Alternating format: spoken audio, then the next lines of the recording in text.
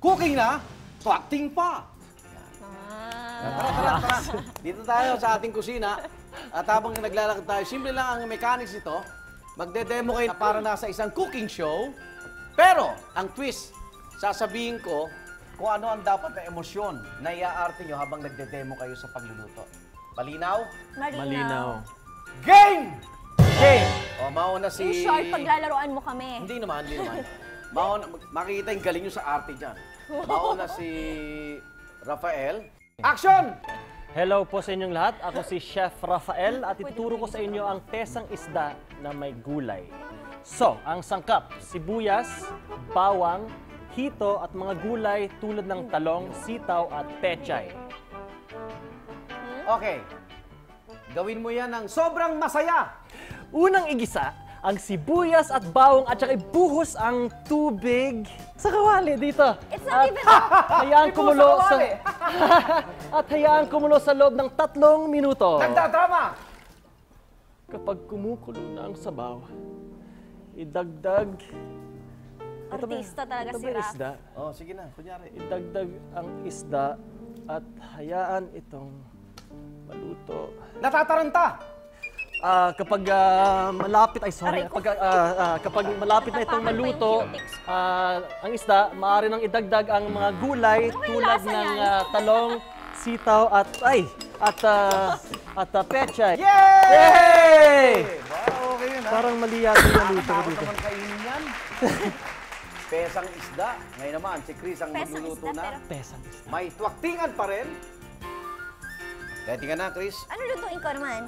Ay, kung ano nandyan, ang natira na lang puro sitaw. Ng costume. Narito si Ituloy mo na lang ito. Chef Chris. Normal muna, Chef. Go ahead. Chef Chris.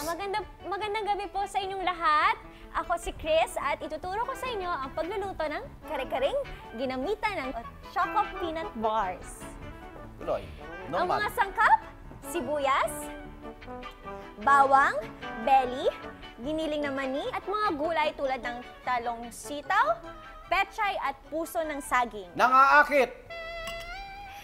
Sa pagluluto ng ibang kare-kare na ito, unang ginigisa ang sibuyas at bawang at saka idinadagdag ang beef belly. Lutuin lang ito sa loob ng 5 minuto hanggang lumambot ang karne. Natatakot sa multo. Matapos iluto ang baka, ilagay na ang giniling, pati mani. At ang espesyal nating ingredient, lahat. ang Choco Peanut Bars. O kunyari, lumalabas ka sa Saan yan? nanay mo.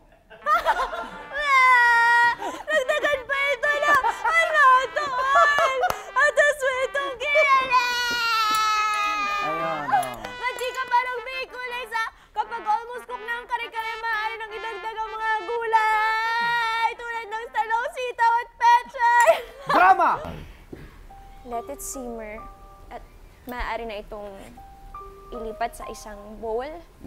Ilagay lang ang toppings tulad ng buttered puso, Parang may sili, no? ng saging at Choco Peanut Bars.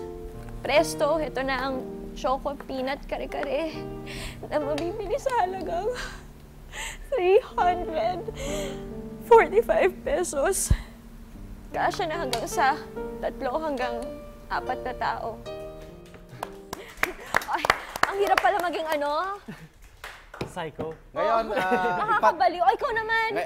Ngayon naman, ang segment na ito. Ikaw naman.